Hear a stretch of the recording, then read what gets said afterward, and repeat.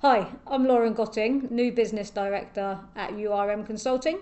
Back in January, we hosted a live Q&A session where Amarjit Sandhu, also known as AJ, URM's cybersecurity analyst and Cyber Essentials assessor, answered key questions about the Cyber Essentials and Cyber Essentials Plus.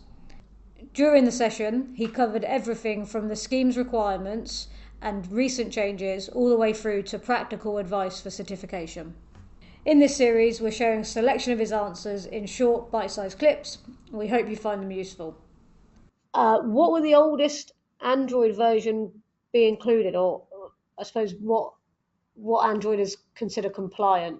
So currently it's Android 12 and later are considered compliant, which I'm guessing is probably still going to be okay for April. That's down to Google to decide when the end of life is on 12, but currently it's still supported.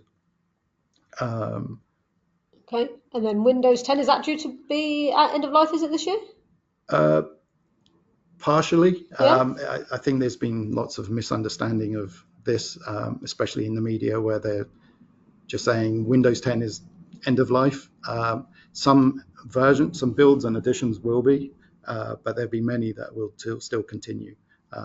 Typically, what Microsoft do is they continue to support via what they call LTSC or LTSB, which is service channels and service branches for long-term support.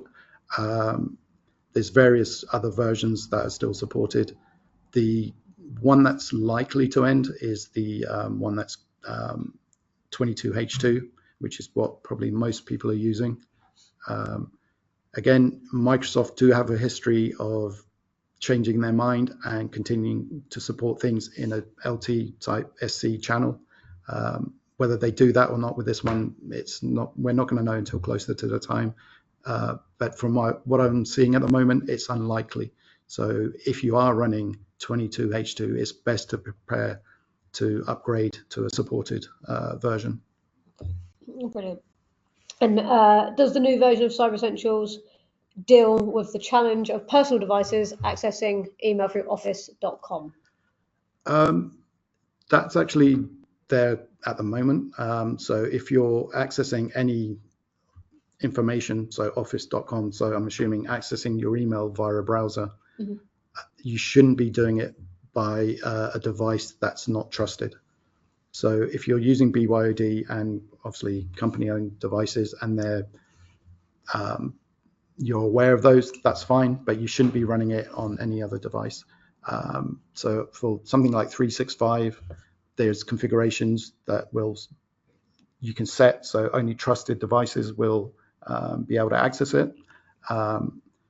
Many organizations may not have that ability. So if they've got, again, a policy which prevents it, then that's considered okay. Yep. But it's not tested as part of the CE or CE process. Thank you, AJ, and thank you for watching. URM is hosting a free webinar in July where we'll be exploring the recent changes to the Cyber Essentials scheme and the Cyber Essentials Plus scheme in more detail. If you'd like to understand how these updates could affect your organisation and get further guidance from our experts, feel free to register at our website, urmconsulting.com. On the website, you'll have a chance to submit any questions ahead of time, and you'll, of course, be able to ask more during the live session, where no question will be left unanswered. If we don't hit them all on the live session, we'll reach out to address them one-to-one.